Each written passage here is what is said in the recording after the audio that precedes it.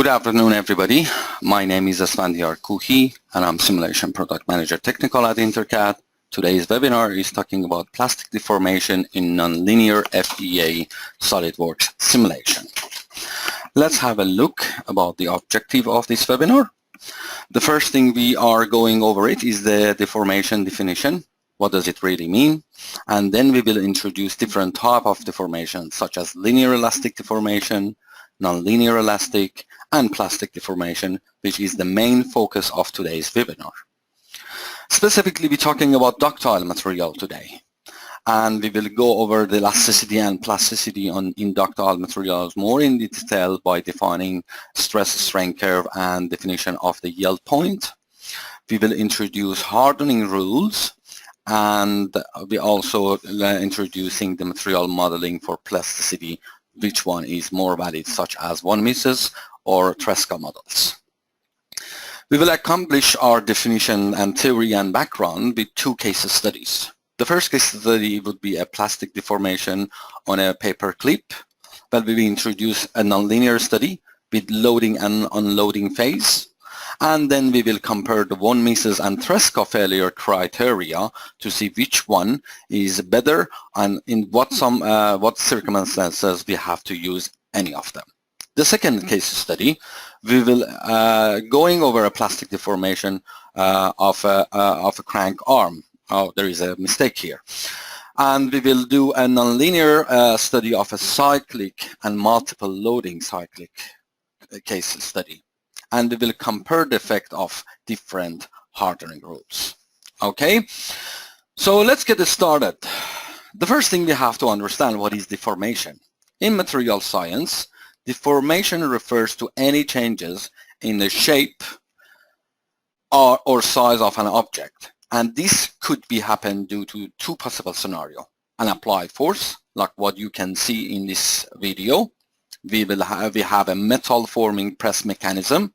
So there is a force by a punch applying, die making a fixture on the piece of metal we have, and the forming process is happening. And the second possible scenario is a change in a temperature. So our loading is not a force or pressure, it is a temperature change.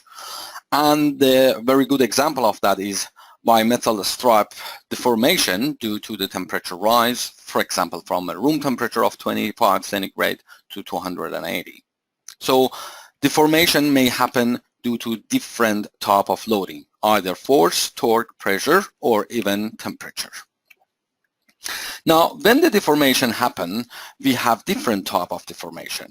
So depend on the type of material we have, size and the geometry of the object you have, and applied forces, there might be various type of deformation. The first type is elastic deformation. This simply means a reversible deformation. What does it mean? Means when you remove the force, the object will return to its original shape. Usually in these cases, we have a small deformation on the structure, and as you can see in the graph, there is a linear relation between force displacement or stress strain. So in elastic deformations, we have a small deformations and linear let's say relation between stress and strain. However, we can have still elastic deformation, but it is a nonlinear elastic. Means the stress-strain curve is not look like a linear line anymore. It's look like a curve, and in these cases, we're almost expecting large deformation on the structure. So both of these cases are elastic. Means if you remove the load, everything is getting back to its original shape.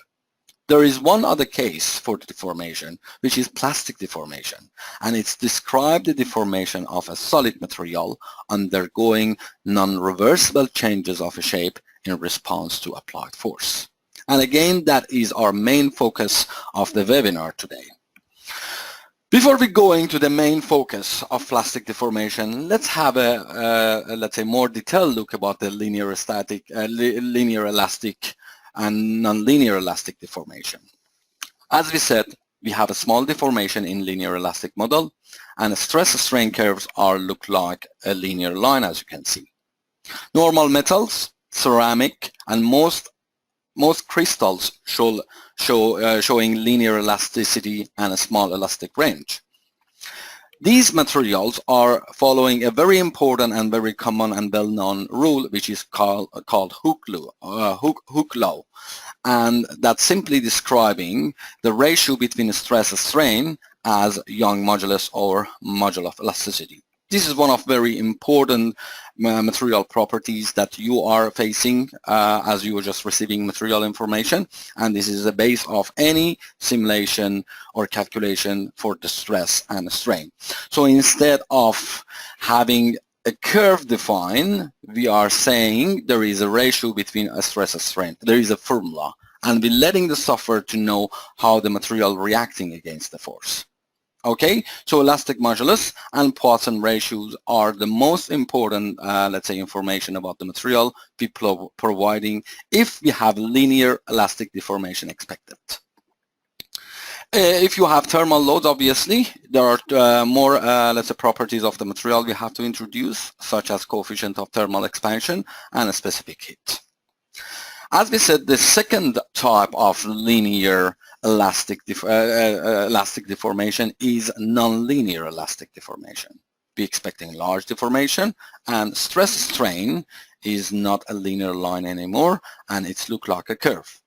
For such these cases, we definitely have to, let's say, provide a stress strain curve, as there is no formulation, we can say, or a straight line.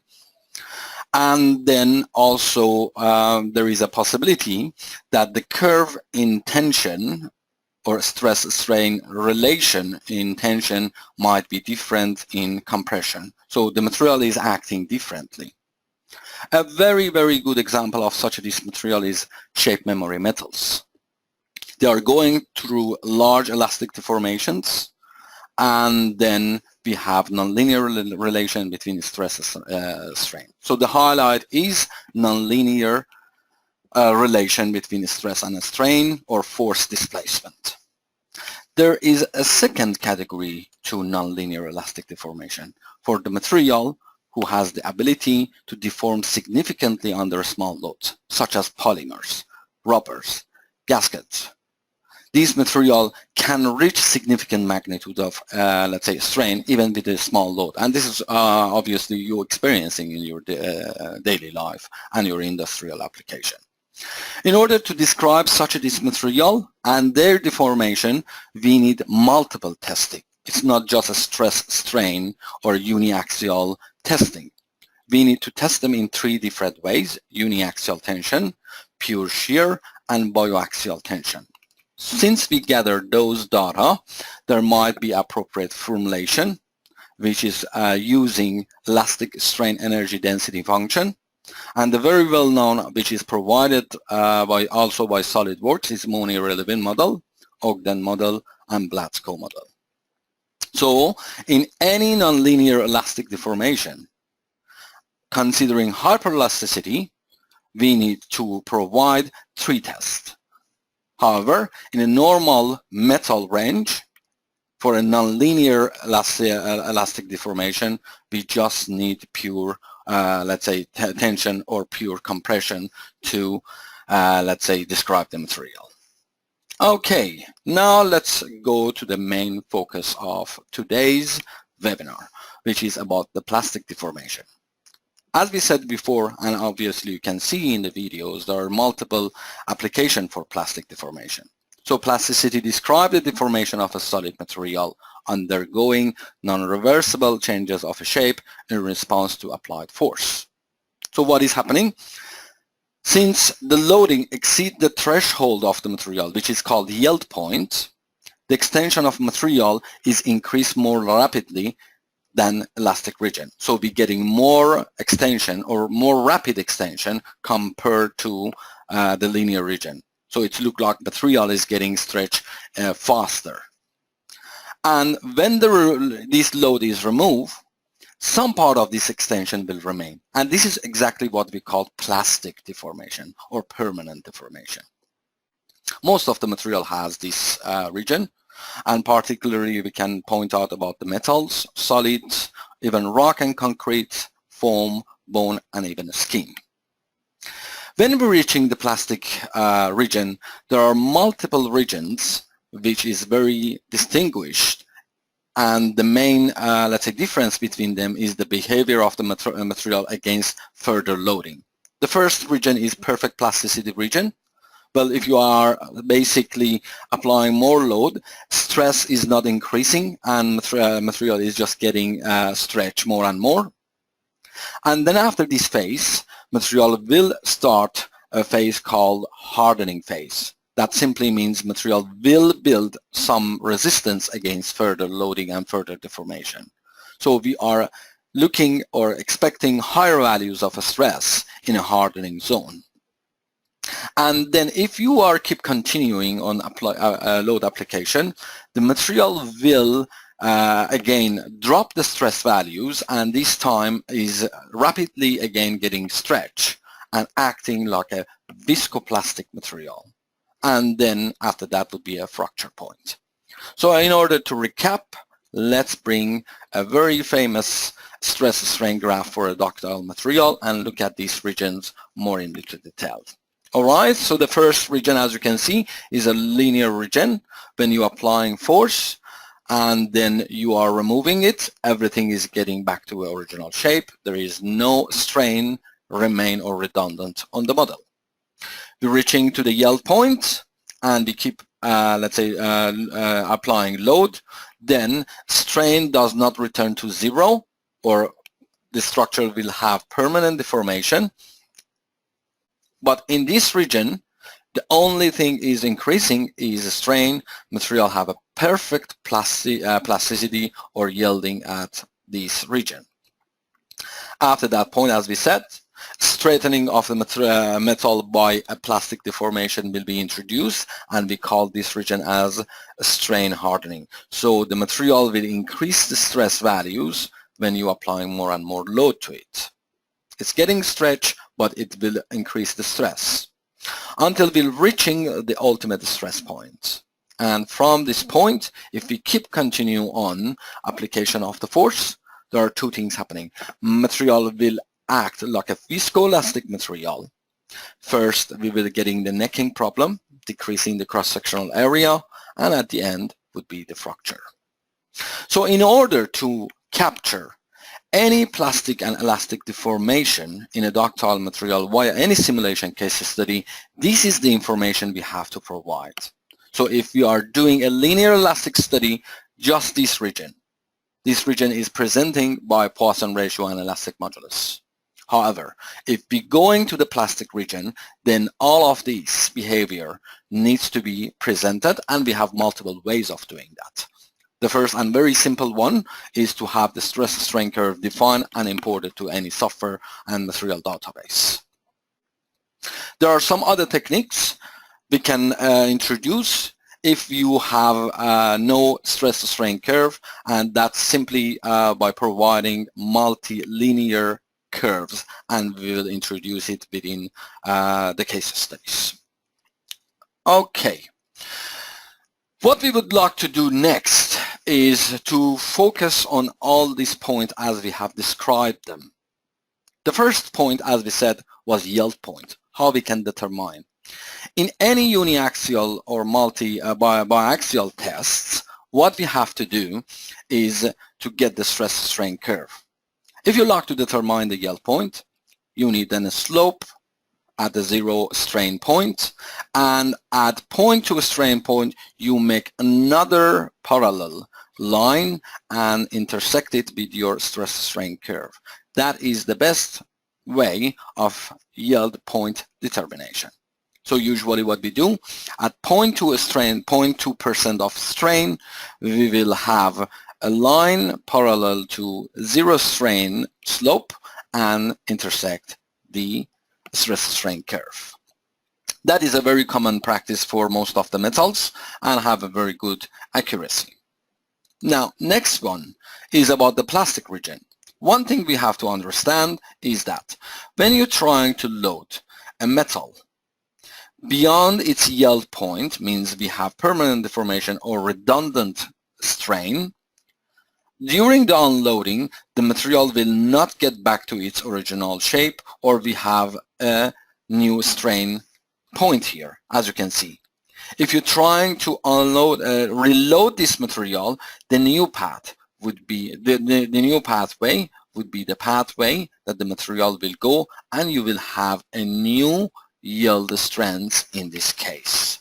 That simply means material will resist more against the failure. So harden in the expense of having permanent deformation.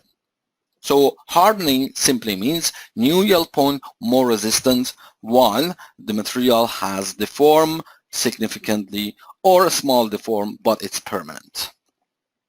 All right. One thing we have to always remember, when you are pushing a material under the tension and establishing a new, let's say, yielding point in tension, it doesn't necessarily mean that the compression yield point will shift it as the same.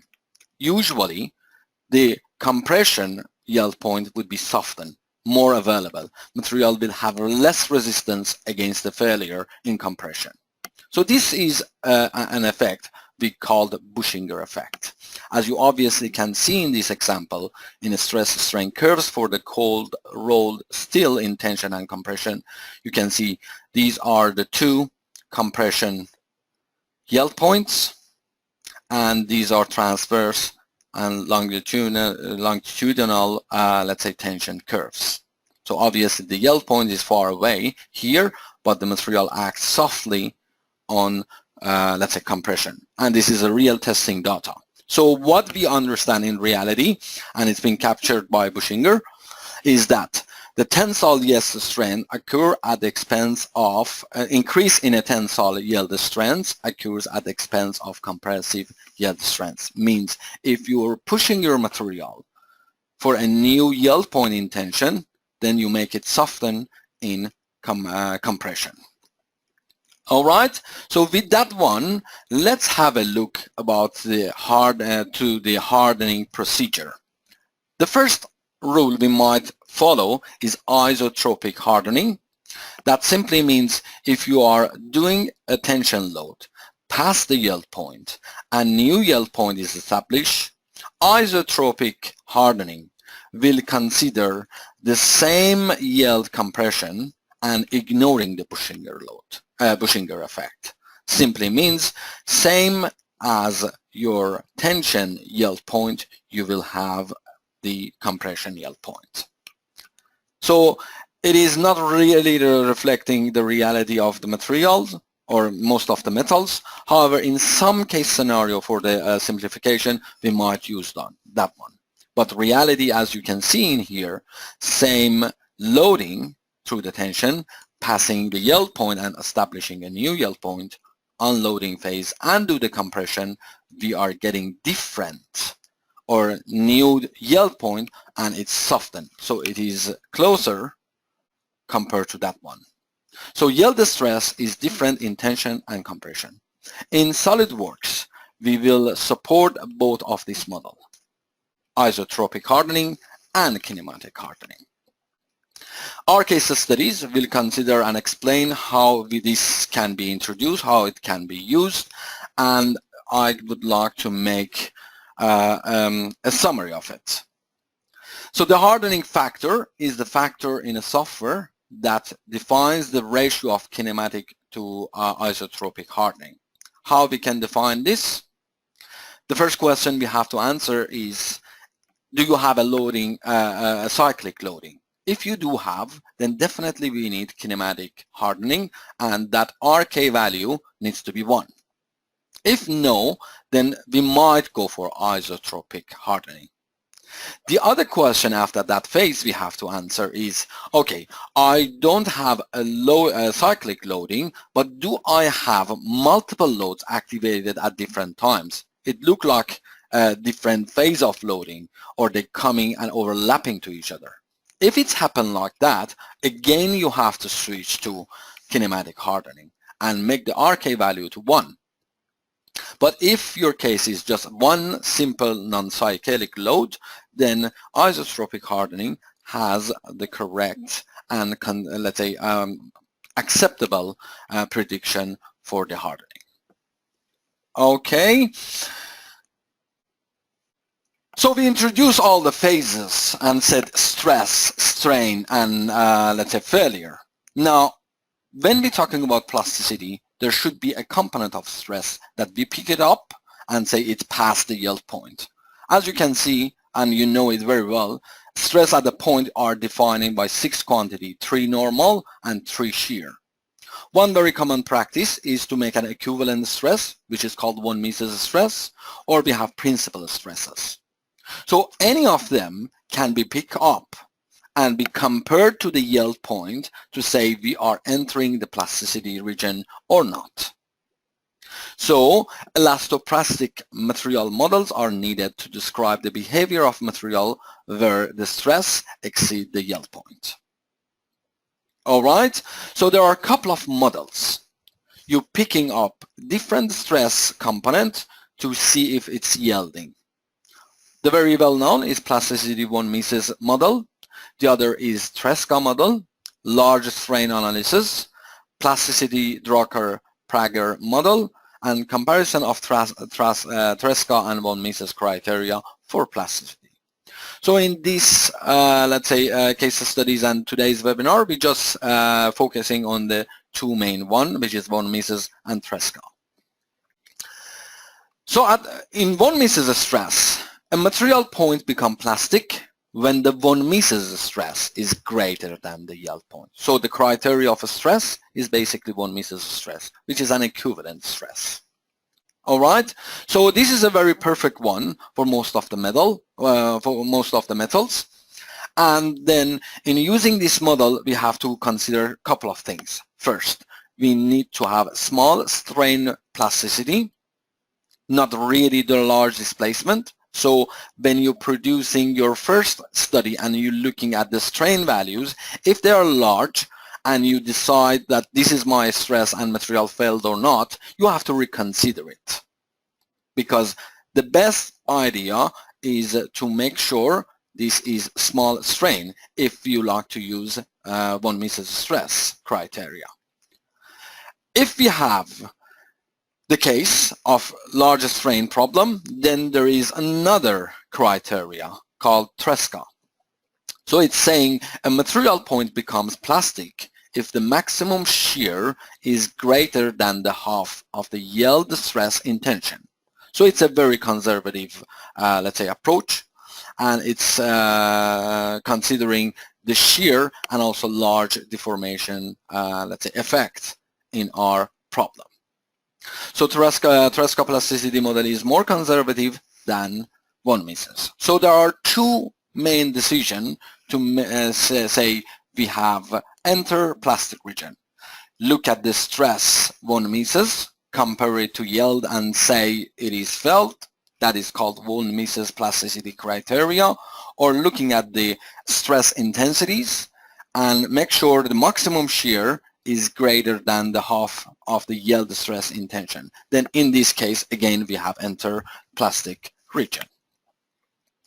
Okay, last thing we have to introduce before we go to the case studies. As we said, in any study, if it's linear, let's say deformation, elastic deformation, Poisson ratio, and let's say elastic modulus are the main entries. If you have nonlinear elastic or nonlinear plastic, then we have to present the curves of stress strain.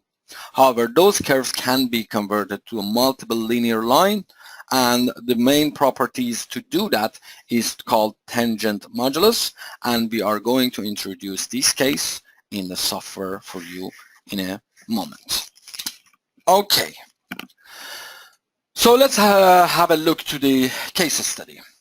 The first case study is a study the effect of different plasticity model on a paper clip past its yield strengths, then unload it. We are going to compare the result of linear elastic module, nonlinear elastoplastic von Mises, and nonlinear elastoplastic Tresca. So the case is a paper clip like what you can see. It's fully fixed on this area, and we applied 1 Newton of load on the other end. So we selecting different criteria for the failure or plastic region, and we compare them.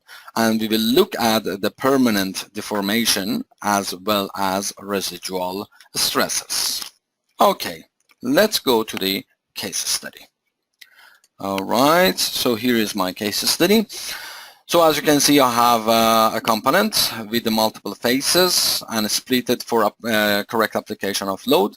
As you know it very well, you have the base package, and simulation is one of your add-ins, can be activated if you have appropriate license. Then you have to create a new study and select the appropriate study type here.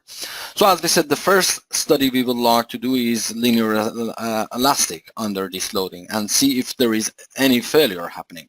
So clicking on static and accept, I have created my linear static study. In study 3, as you can see, this is my part, and right click, I can review what sort of material I've assumed here.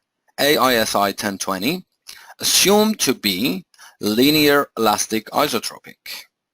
So it is a material acting linearly, and its properties in all directions is the same, so it's isotropic.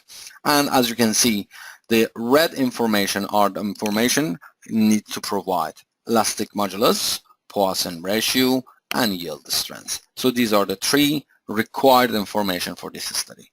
This is all provided. Then what I've done, as you can see, I've selected that face to be fully fixed, and I have applied a force of 1 Newton to this other end. Force according to the top plane, normal value of 1 Newton. So if I show it to you, you can see where it's fixed, where is load applied.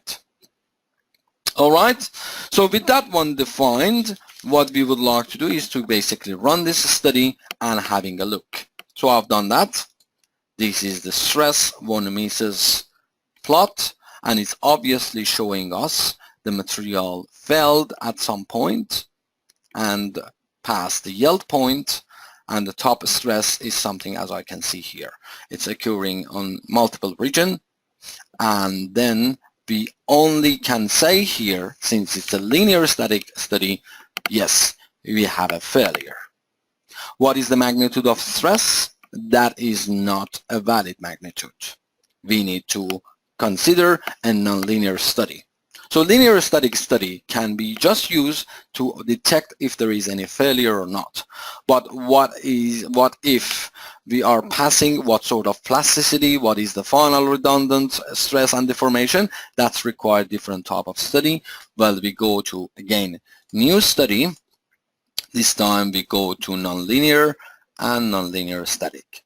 So do not forget, the static simply means we have slow application of load. There is no shock load. Okay, so clicking OK, and this is what I've done, and I have created your second study. Alright, let's have a look. This time, right click and apply edit material. You can see that the model type is changed to Plasticity von Mises. You have the option to switch between any of these model types: linear elastic, isotropic, or orthotropic, nonlinear elastic, or your material is best get described by von Mises plasticity, Tresca, Drucker, or if you have hyperelastic material such as rubber, so you can see the models of hyperelasticity, viscoelastic material, and also neuronal material here.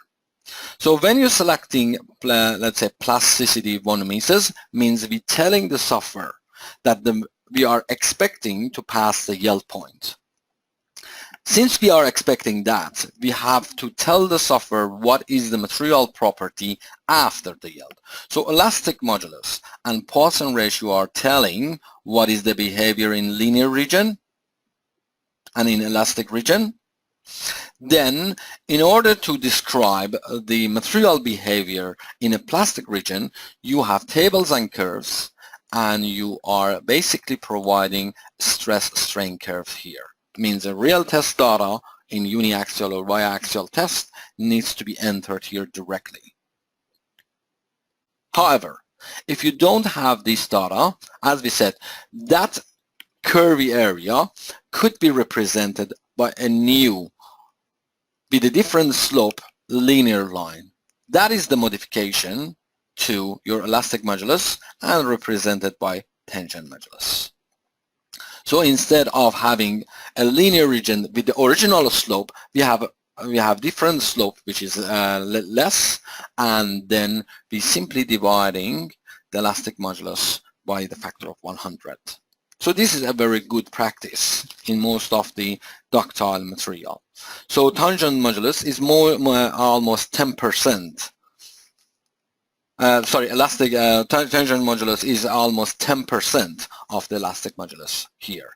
So we're telling the software, if I would like to show you, instead of having a graph which is like this, then like that, and like this, there is a second graph which is look like this one. So we are replacing those curves with the tangent modulus, which is a modification to that slope. All right, guys. So this is what tangent modulus, or let's say multi-linear curve approach will do. This is a good estimation for most of the metals. However, again, the most precise way is to basically provide that stress strain curve at any time you have. All right, let me come off this. So in this case, we have chose to compare the values of stress von Mises to the yield point and decide about the plasticity, and with describing the new stress values on tangent modulus new linear line. As you can see in this case, I'm not considering any hardening, not 0, which is isotropic, and not 1, which is kinematic. Okay, let's have a look to the forcing I've applied. Alright guys, when you have a nonlinear type of study, you have the same selection options, like what is the phase, is it normal or selected direction, and its magnitude. And there is one more option. Your force can be applied linearly, or you can define a curve. Clicking on edit, you can see I have selected two phases to apply my force. At 0 seconds, there is no force. By 1 second, I have 100% of the force, so this is loading phase. And at the end, which is 2 seconds, I have 0 force. This is unloading phase. So in nonlinear studies, we have the option to control the magnitude of force over the time. So this is what we can do and define loading and unloading. Okay, so this is the main difference between what we are providing in the terms of load application compared to linear studies. The other thing you have to always consider is your study properties. Make sure that your end time is matching with the end time of your loading. The very safe approach is to use the automatic auto stepping, and make sure you are getting a very, very little amount of the force applied initially, and let the software to look at the equilibrium and the status of the equilibrium on each iteration. And you can increase it to the values as you like, and also decrease it to a very tiny amount of force applied. If your study fails on the number of on any of these settings, you can increase the number of adjustments to iterate more. For this type of problem, direct sparse solver is something recommended. And also you have advanced option to control the, let's say, to how many equilibrium iteration you do on steps. Let's say what is the maximum, what sort of convergence tolerance you are looking, the maximum incremental strain value, and also if there is any singularities happening, if you would like to remove it completely or we consider it here. That is, if you just make it to 0, that is making more stabilization to any studies. Okay, with that assumption, I have solved my problem. And let's have a look to the result. As we selected von Mises criteria for plasticity, the first thing I'm just plotting is one misses stress. So you can see if you right click on this stress plot, you can plot your stress at different stage of this cycle loading and unloading. If you remember, at 1 second end of the loading cycle, my top stress is showing me 380. So it was 400 and something in linear static studies, which is absolutely nonsense and incorrect. So this is a correct one. At the end of unloading cycle, what I get is 121. This is residual stress. So if you are looking for finding how much stress will remain there, you need to switch to the end of unloading cycle. So this is how much remain, and this is a redundant stress. Also, the same thing for displacement. You can show the displacement at the end of unloading or at the end of cycle, 6.3 millimeter, or looking at its maximum, which is happening through the midway, 20 millimeter. So this is what we have, and this is how we post-process. So in order to capture the plastic deformation on the structure and also looking at the redundant values of a stress strain, what we need to do is to have a nonlinear solver.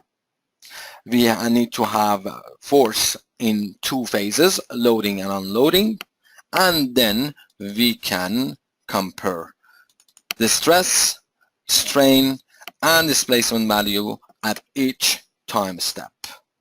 This is at the end of loading phase, 20 millimeter, and this is the permanent or redundant stress at the end of unloading phase. One very interesting thing would be the strain value, equivalent strain, and it's almost showing me 0.4% of permanent strain here. And if I switch to end of the loading phase, it is almost showing me around 0.8 or 0.7. That might bring a question. There might be significant contribution of shear stress here, and it is worth of looking at the different let's say failure criteria, which is called Tresca. Let's duplicate this study. So right click, duplicate, and exactly this is what I've done. You can see in my material property, what I've changed is this time instead of one misses plasticity, I've chose Tresca. Same tangent modulus and the other values. Again, there is no hardening factor here in this case study. Again, you can see you have the option to go and define your stress strain curve. So I'm considering different failure criteria. Same loading with the same time frame, loading and unloading phase, and then I've run this study. Let's look at the results. The first thing I have to remember, instead of picking one misses stress as my criteria, I have to go and get stress intensity. How you can do that? This is different type of stress, different component of a stress you can have. Principal in all directions, shear, normal, or a stress intensity. Now, if you're looking at the end of loading phase, Tresca is showing me a stress intensity of 427. That is higher values of stress. Or let's say, as we said, Tresca model is more conservative. It's predicting higher values of stress due to the effect of shear layer. And also at the end of loading phase, I can see it's 143. In terms of displacement, 8.2 at the end, and also it is showing me 22. So it was 26 in Tresca model, we are getting 22.8. Reality is really between these two. If you are having any application which is very sensitive and needs to be very safe, then you usually go for Tresca model, specifically if you are just getting higher values of strain, like this point, 0.8%. So in my opinion, if we have such this problem, and this problem is very critical to solve, Tresca model is the way we have to go. Okay, so what we learned in these two case study is how we define a nonlinear study, how we can make loading and unloading phase, and what let's say different type of material model we have here. And when we entering the plasticity region, we have two main treatments for von Mises and Tresca.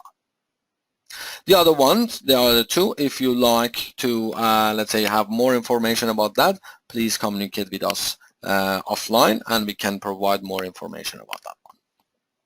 All right, so in this case we haven't considered any hardening. Now what I would like to do next is to introduce my second case, which we are going through the plasticity on a crank arm with the hardening considered. We would like to study the effect of different hardening rule on a plasticity of a crank arm which is passing its yield point. We will go let's say through isotropic hardening and kinematic hardening, and do not forget this time we have multiple cyclic force. So as the guideline previously I said, multiple forces or cyclic forces or even both of them simply means we need to consider the Bauschinger effect, and we have to consider a kinematic hardening rule to predict the correct result. We are going to really see what sort of difference we might make if we are not considering it. The comparison would be on the permanent deformation and residual stresses on a general scheme, and as well as on a specific point of this crank arm. So what is the case look like? We have a crank arm fully fixed on one end in this region, and we have two cyclic loads. Left load with 11,000 Newton applied first, finish unloading, then the right cyclic load of the same 11,000 Newton will start. So pushing it from left to right, release, then right to left, release. Okay, let's look at the case study. Here it is, and what I've done, I've created my first nonlinear study. I have select my material. As one of my custom material, I've considered plasticity von Mises here, and then I've adjusted my tangent modulus and elastic modulus and Poisson ratio, as you can see. Still in this case, I haven't provided any stress strain curve. I'm estimating that curvy region with the next linear line as I provide the tangent modulus information. Now from this point, I have fixed one end, as you can see. This is the cylindrical face being fully fixed. Then look at the application of the load. The first load is applied that one on that face. Right click, edit definition. So face according to that face to 11,000, and this is where it is acting. This right force applied during 1 second means 0 at 0 second, 100% at the end of 1 second, then it is unloading phase until 2 seconds. For the rest of the simulation time, which is 4 seconds, it remains 0. So that is the first load. Pushing to the right and then release and unload. Okay, so considering that one, look at the other load I've applied. Force 2. Applied on the left side, according to the phase 2, 11,000, and if you look, for the first 2 seconds, well, the right load was load and unload, this load remains 0. So 0 at 0, after 2 seconds is still 0. Now, since that load and unloading on the right side finished, I've applied 100% of the load up to 3 seconds and give it 1 more second to unload. So that is how the force are acting. Look like that I'm pushing, pulling this object. So we are not going to repeat this load for multiple times. We're just going for one cycle, and we're looking at a different effect if we're choosing different hardening, let's say, rods. Now, let's right-click again on material. On the first one, which is first study, which is I've called it isotropic, I've set my hardening factor to be 0. Means it is considering isotropic hardening. Simply means if we pass the yield point and establish a new yield point in tension, same yield point in compression, everything is increasing. As we said, this is not a reality, but we would like to see what sort of result we are generating. Now, in order to make the comparison very, very specific, I have selected a point and put a sensor on it to follow all the result components and having a 2D graph. In order to do that, you know that you go to Evaluate, create a sensor. Your sensor, it could be different type. Simulation data is what we need. It could measure stress, strain, displacement, frequency, or everything together as it's workflow sensitive. And then where it's happening, it could be on a face, it could be on a line, or even it could be on a point. So by clicking OK here before you running the simulation, you are going to record all the, let's say, outcome or result properties for that specific point. This is exactly what I've done, and if I show you in my list of sensors, I have a workflow sensitive, and then it is measuring on that vertex everything. Okay, now let's run it. After the run, what is happening? That is showing me the stress value. Let's animate it first. So left side, right side, loading and unloading. So this is what is happening, and I can review the result of a stress. First, end of loading right side. Top stress, you can see it's a huge stress values being detected here. It is showing us significant failure. So the part enter plastic region.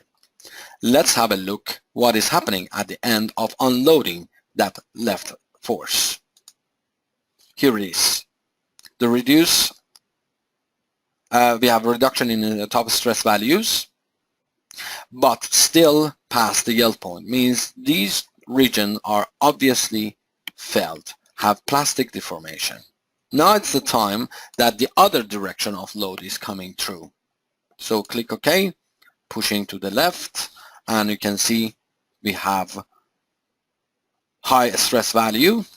And then at the end of this phase, what we get, you can see it's not much of reduction at the end of unloading cycle. Higher stress value means we have entered the plastic region, and the perfect plasticity region passed, and we enter hardening. But it's looking like something not really correct, as the two ends have the same stress values. Let's have a closer look. You always, in your results, you can go and define a time history plot. On the node where you have determined your, let's say, sensor, you can plot stress, displacement, or anything. Well, in this case, I would like to have the displacement in x value, x direction, plotted versus time. So this is exactly what I've created. Look guys, it is showing me. First loading cycle, deform around 20 millimeter. Then unloaded, around 2 seconds unloading finish. Well, I can say here, it's around 11 millimeter permanent deformation. Then the other load applied, make it deform down to here at 3 seconds, minus 1 millimeter, and then unloading, it's reversed back to around 5 millimeter plus deformation. So at the end of this cycle, I do have 5 millimeter permanent deformation on this structure. This is assuming isotropic hardening. Now let's have a comparison. I have duplicated my study, and this time I have activated my hardening factor to consider kinematic. Means we will have soften material in compression loading. Since the first tension loading is passing the yielding point, then the compressive load will have less resistance. This is called Bauschinger Effect. Alright, same loading with the same cycle, same fixture, and then we're looking at the stress values. Here it is. Again, I can go one by one. First, it is showing me almost the same stress value at the end of the first loading cycle. Then coming to unloading, showing some failure. Then compressive loading, 1.2 E9, and more importantly, this is at the end. So, very lower magnitude of stress. This is not the best one to judge. Let's go to that response on a deformation. Now you obviously can see what is the difference. Yes, the first loading phase around 20 millimeter. But look guys, if it's going to 2 seconds around, my permanent deformation on previous case was 11. Here is around 5. Obviously, on the other loading cycle, reverse loading cycle, I'm getting down to minus 18 millimeter. And the last unloading cycle, we're talking about minus 5 millimeter. Absolutely different, let's say, direction of unloading in this case. So this is more close to the reality. Loading multiple, and it could be cyclic. So it's a huge difference, as you can see, we have after the first loading cycle. So in order to make the case comparison here, I brought you this graph. We can see this is the response of the specific node we were talking about in the case of kinematic and isotropic hardening. So instead of 5 millimeter plus, we really have minus 5 millimeter. And there would be a huge difference in a permanent deformation on your structure. But both of them are perfectly predicting during the first loading phase. And this is again reviewing one very important thing. If you have cyclic loading and multiple loading, there is an effect called Bauschinger Effect needs to be activated. Your hardening needs to be a kinematic hardening, or simply means new yield point in tension is not necessarily the same yielding point or new yielding point in compression. Your material is getting softened, and this is obviously what you're experiencing in your real life. Alrighty guys, so that is concluding what we're trying to cover today. So we went through different aspects. We introduced deformation, different type. We said that deformation can be linear or non-linear. It could be permanent or plastic. And if it's plastic, then we have to select some criteria of stress to compare to the yield point. And obviously there is an effect called hardening needs to be activated to make a correct estimation on values of stress and permanent deformation on structure. I hope it was useful for you, and you are almost welcome to send us your offline question for any commercial discussion about nonlinear solver of FEA SolidWorks. Please contact John Belsham, or if you have more technical information required to send to you, please contact me by my email address, as you can see it here, and we are more than happy to help you and assist you for better evaluation of the product and your project. Thank you so much for attending. Have a great day.